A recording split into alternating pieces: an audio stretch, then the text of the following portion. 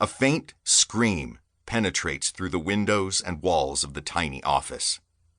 Brown has grown used to all kinds of noise both here and at the Pineville campus. The background noise of chattering students and cadets as they stroll through the campus, shrill laughter that rises above a quiet moment, the shouts of senior cadets ribbing the plebes or instructors yelling on the fields, the shouts of those participating in athletics, even screams of pain or fear which are sure to draw everyone's attention. But the scream that arose from the quiet campus grounds of the academy is somehow different, shriller. Brown edges to the window and looks out over the empty fields. Little has changed. The chime of the countdown alarm on his watch sounds. The 5 minutes he gave the cadets are up. Brown absent-mindedly reaches down to shut it off. Another scream echoes through the emptiness, followed by another. Soon, it seems as if an entire section of campus has risen to arms. A bead of sweat breaks out on Brown's brow, his stomach clenching with anxiety. He's heard those sounds before. As if a tap were turned on, screams begin erupting from all directions. Brown stands transfixed at the window, wanting some kind of visual confirmation of the thing that he's certain is heading their way. He lived through one rolling tide of infected, and he's not sure about having to do it twice. He's not sure that he even wants to try. The odds are certainly against him.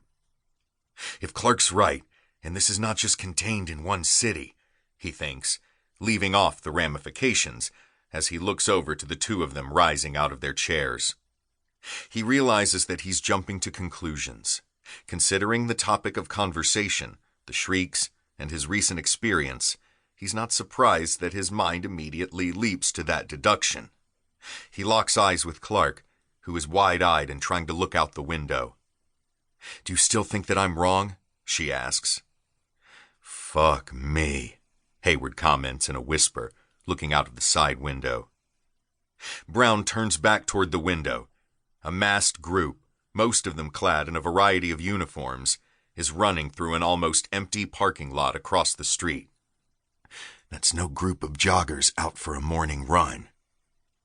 To Brown, it's fairly easy to determine that those outside are exhibiting the exact same behavior as those groups of infected he ran across in Pineville. The screaming, the erratic running, and the chaotic way that they're bunched up.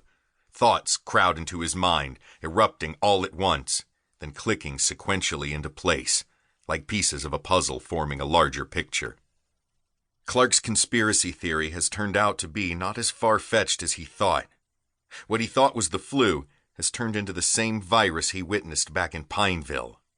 The fact that so many have been infected, seemingly the whole campus judging by the rising intensity of shrieks, means that the virus is most likely airborne.